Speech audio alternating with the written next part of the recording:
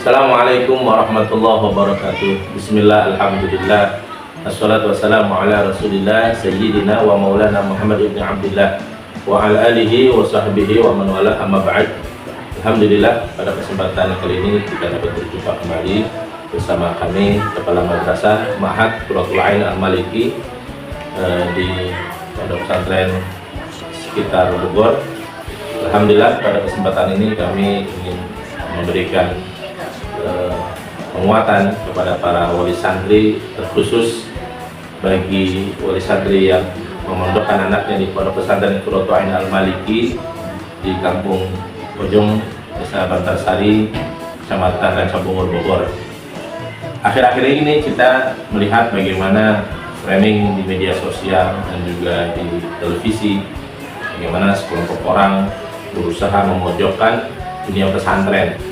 Dan ini terlihat sepertinya sistematis, dari mulai isu-isu yang merebak tentang menjatuhkan marwah martabat para ulama, apakah itu dari kalangan habaib, dari kalangan kiai, gus dan lain sebagainya, yang sepertinya tujuannya tak lain dan tak bukan ingin mendiskreditkan umat Islam, bil khusus mereka daripada kalangan intelektual, kalangan para ulama. Dan terakhir, kasus yang ramai yang banyak diperbincangkan di media sosial yang terkait bagaimana dunia pesantren seolah-olah menanamkan dan menerapkan feodalisme, sistem perbudakan, ya, bagaimana santri disuruh untuk ini itu dan lain sebagainya. Para saudara-saudaraku, bil khusus para wali santri, kami hanya ingin sekedar berbagi dan juga menguatkan kepada para wali santri dimanapun Anda berada, baik itu wali santri daripada Pondok Pesantren Qurratul Ain Al-Maliki maupun pesantren-pesantren yang lainnya. Ketahuilah, bagi mereka orang-orang yang tidak paham tentang dunia pesantren, sebaiknya tidak berbicara tentang pesantren, karena banyak hal yang kalian tidak tahu tentang dunia pesantren. Banyak hal yang kalian tidak tahu tentang bagaimana perjuangan seorang kiai menggembleng, mendidik para santri-santrinya, laksana mendidik anak sendiri.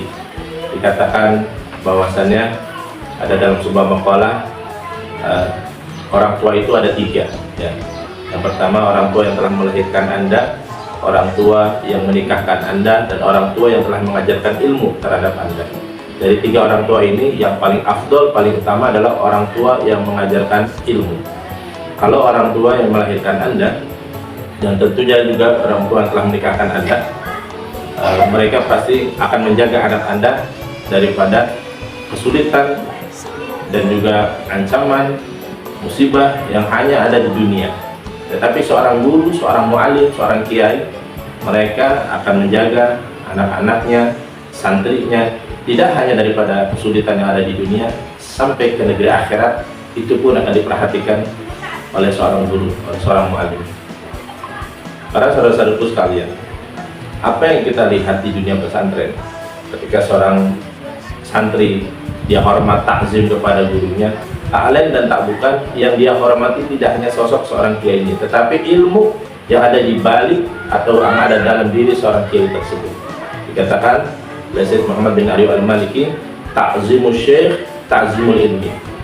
Ketika seseorang menghormati, mengagungkan gurunya, hakikatnya dia sedang mengagungkan ilmu yang ada di dalam diri si guru tersebut.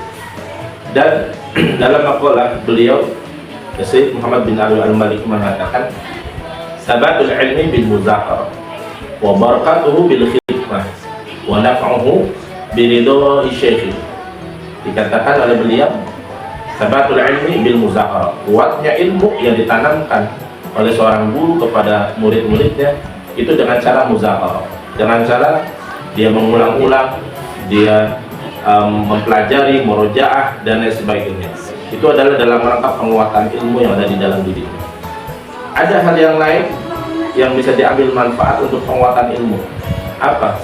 Wa khidmatuhu wa barakatuhu bil khidmah. Dan untuk mendapatkan keberkahan ilmu itu dengan khidmah. Khidmah itu artinya melayani. Khidmah itu adalah menservis.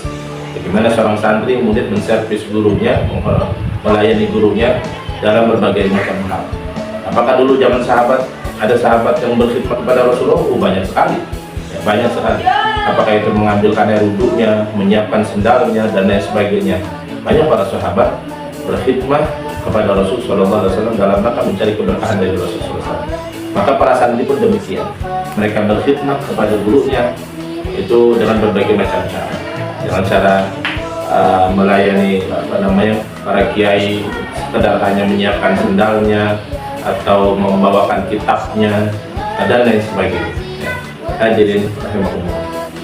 Kemudian dikatakan wa naf'uhu biridhoi syekh, dan bagaimana supaya ilmu itu bermanfaat, maka seorang santri harus mendapatkan ridho daripada guru.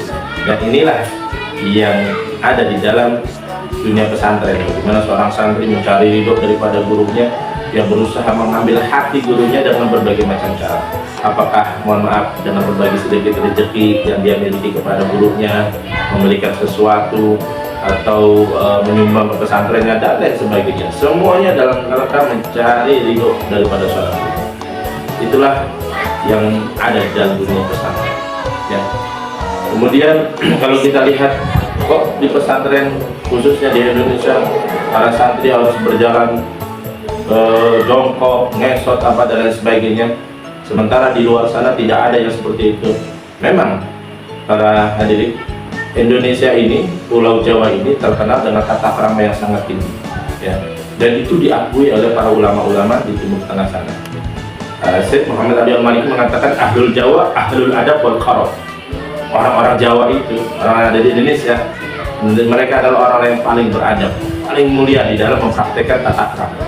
Kita lihat bagaimana, kita lihat di dunia pesantren yang ada di Indonesia, seorang murid berjalan di depan gurunya, dia harus menunduk, tidak berani menatap wajah daripada gurunya.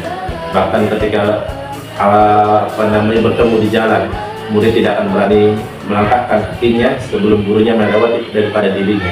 Dia akan berhenti sejenak biar gurunya yang lewat lebih dahulu. Itu dunia pesantren, itu yang ada di Indonesia.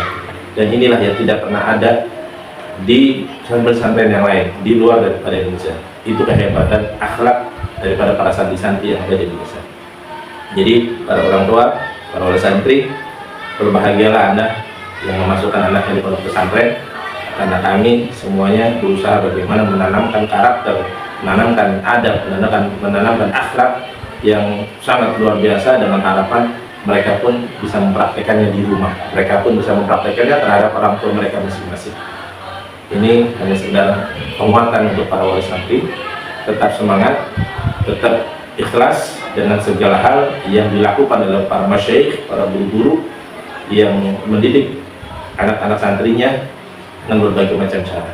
Insya Allah, maaf sekali lagi maaf, kalaupun misalkan ada anak santri kita yang pada akhirnya dia sampai sakit, misalkan kemudian tutup usia di pesantren hanya karena disebabkan oleh sakit, ya maaf ya, disebabkan oleh sakit, insya Allah wafatnya pun akan digolongkan sebagai mati syahid.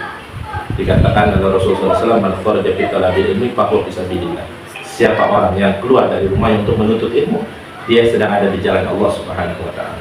Kalau para santri-santri kecapean mungkin belajar, kecapean karena berkhidmat dan sebagainya, hingga pada akhirnya sampai sakit, maaf, kemudian tutup usia, insya Allah min ahlil jannah, min ahlil khair.